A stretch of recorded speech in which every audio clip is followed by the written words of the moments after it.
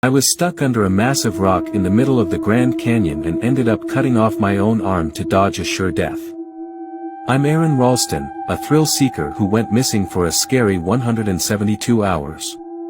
On that day, a huge stone was blocking my way, and I tried to climb over it. But I put my weight in the wrong spot, and when I tried to step over, I started a rock slide.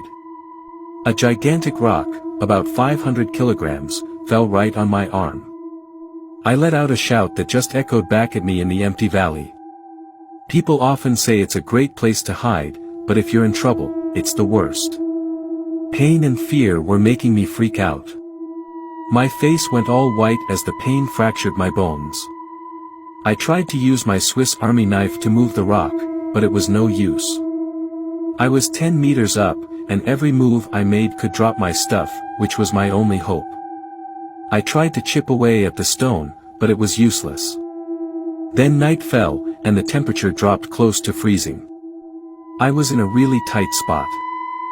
Finally, after 5 days of barely hanging on and living a nightmare, I knew my last shot was to cut off my arm. I started by cutting through my skin, then the tendons, veins, and crushed my bones.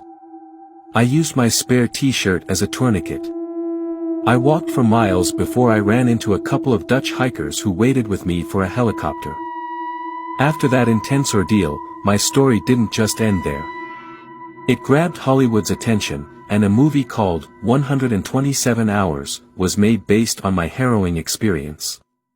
The film's vivid portrayal of my survival story has touched millions around the world, bringing a whole new level of realism and respect for the will to survive.